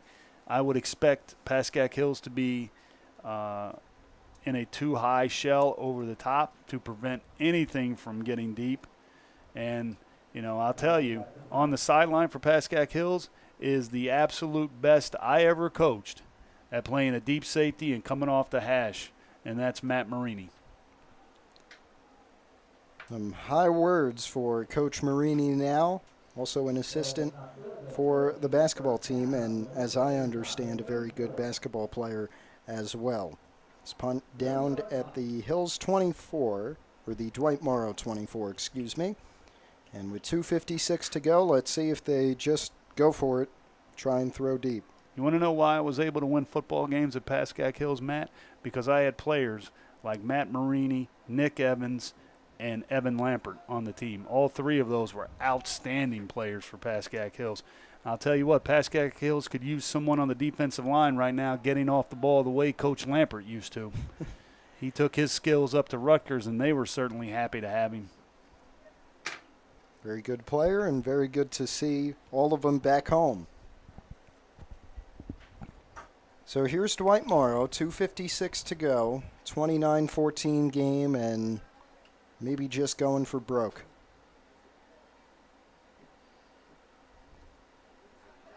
In motion, Keyshawn Jackson. Keeping it, Sakai Maxwell, and Maxwell brought down at the line of scrimmage by a couple of Hills defensive linemen. Outstanding job keeping contained on that, keeping the quarterback in the pocket. Jackson certainly wants to get out on the edge where he can pose a double threat situation, put Pascack Hills in double jeopardy. So very good job. This time a throw for Maxwell, complete over to, I believe, Keyshawn Jackson, and Jackson turns it up for a first down. I like this philosophy. You can see Pascack Hills playing off, playing soft. Let them catch the underneath routes. Let them burn up the clock. Don't give up anything deep, and they will run out of time. 2:18 now to go. First and 10, Dwight Morrow at their own 35. And you can see already how the Hills defense has shifted back to prevent potentially big plays. It's like the end of the first half. They did the same kind of thing they're doing right now. Yes, Dwight Morrow is going to take their deep shot. Might be right here. Maxwell tucks it, throws, and it's incomplete. Perhaps some miscommunication in the huddle there, because I believe he tried to throw to a route that was not there. Definitely miscommunication. Dwight Morrow had two receivers right on top of one another. You never want that. So it'll be 2nd and 10. Clock has been stopped. 2:12 remaining on it. And right now, a huge momentum-building win for Pascack Hills in the cards. Most of this game, they dominated Dwight Morrow on both sides of the ball.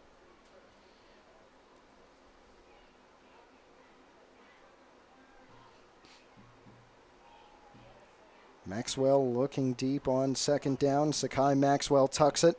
He's got a nice run and a first down at midfield. You can see the Pascack Hills defensive line playing with heavy legs, tired legs. They're going to have to reach down inside of them. They're going to have to find that extra that is in there, and they're going to have to get a little more pressure in the backfield on Jackson. He's starting to get a little too comfortable. Maxwell and Jackson, two very fast players. Good stamina in this heat so far. 1st and 10 now. Dwight Morrow at their own 47. 2:04 still to go in this game. And now this is Arion Williams, and Williams tucks it. Nice play. I think that is Lafferty again. Yep. Boy, Ryan Lafferty is having one heck of a game up front. Lafferty in there. Isaac Shaw as well, the junior. Hurry up. Keep that clock running. Tick, tick, tick, tick, tick. And now Lafferty tumbles as there's a flag down or a timeout called. We got a flag. There's the flag. Came in late. Yeah. Looks like they're getting Pascack Hills for encroachment. I believe that was the call as well. So it'll be 2nd and 1 now, 1:42 to go. That's just inexcusable. That's inexcusable. And this kind of feels like it's turned into a basketball game with how long these final minutes of game time have taken. That's a great analogy, Matt. It does seem to have really started to grind. Oh, fumble. Williams fumbled the snap, now looks deep, and just too far for E.J. Maxwell. So 3rd down and 1 coming up. 1:36 to go.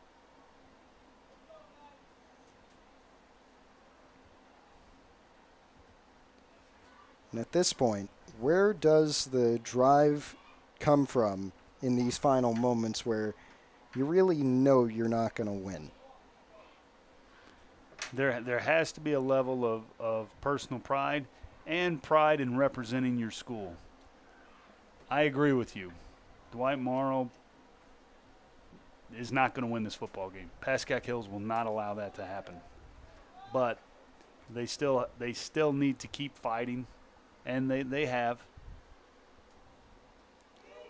It'll be Williams on a keeper. He's got the first and continues for about 7 yards more. It'll be 1st and 10, Maroon Raiders at the Hills 35. The final score of this game is going to be very deceptive because Pascack Hills dominated this game. And I think Coach Lampert will be able to put some of it aside and compartmentalize it the way it needs to be.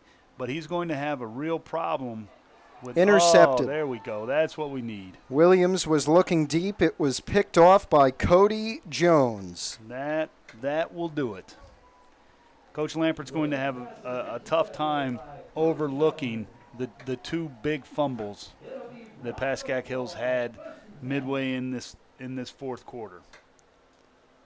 And I believe it'll just be a couple of kneels unless Dwight Morrow wants to use their 2 remaining timeouts to extend this one. But I think if I'm on the Englewood sideline, I just want to go home. I agree with you, Matt. I have been in that situation, unfortunately, more times than I would like to admit. And you just want to go home. They'll have a ride back to Englewood on probably a quiet bus, unfortunately, and then they'll have a ride to Jersey City. Next Saturday, they'll play Lincoln High School.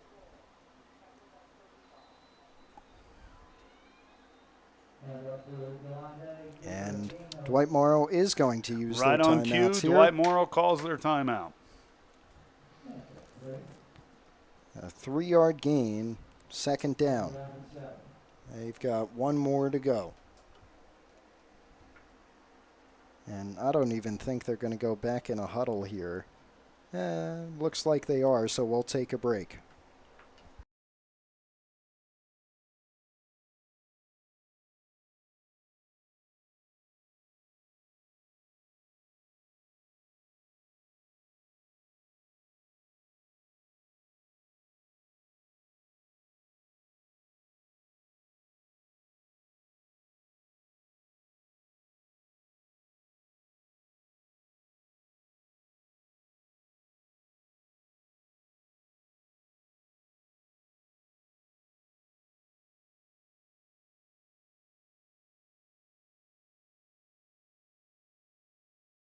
Okay. Back now, final minute and 7 seconds. This is 2nd and 7 for Pascack Hills. Dwight Morrow with 1 timeout remaining. Liam Kaza keeps it for himself and has probably another 3 yards. It'll be 3rd down. And there is the final timeout from Coach Joe Hoyle and the Dwight Morrow Maroon Raiders. So now a 1st down.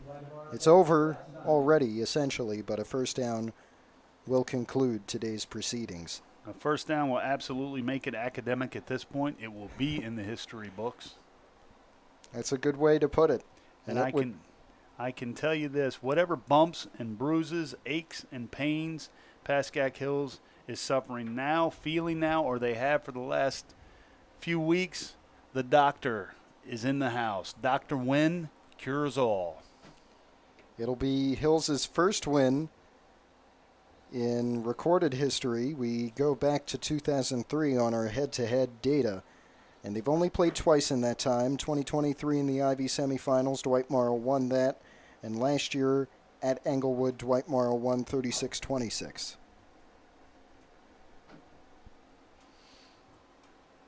I'm not sure that's accurate information, Matt. We played Dwight Morrow several times. Kaza up the middle, and it looks like he'll have a first. That's it. That will do it. Put it in the books, as Howie Rose says. And now, Coach, how do you parry this momentum into that Dover game next week? Well, fortunately for Pascack Hills, it's not going to be difficult at all to get up for Dover. As I said, Pascack Hills has been stewing over that Dover loss for an entire year. I think Pascack Hills is going to come out next week and absolutely drop the hammer on Dover. And there is the kneel from Kaza. If you are on Pascack Hills sideline, that's the best play in football. Victory. And the crowd definitely happy to see that as well. Our final score, 29-14. Pascack Hills, their first win of the season. and it comes in a big way at home on a homecoming day against Dwight Morrow. Coach, your final thoughts before we head off. Very, very impressed with Pascack Hills, Coach Lampert and the coaching staff, and the performance they put on the field today. Records can go out the window. This is a much better than a 1-4 football team, and I would not be surprised to see Pascack Hills in the playoffs come the end of the season. Okay, that's the legendary former Hills head coach Brooks Alexander. Coach, thanks for joining us today. For Aiden Berkowitz on the computer, I'm Matt Merlino. Stay tuned because we will have some post-game interviews with our player of the game, and next week continuing coverage of all fall sports here on PH Athletics. I'm Matt Merlino. So long from Montvale.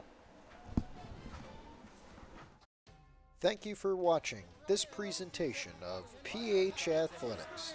For more information, go to hills.pascack.org/athletics.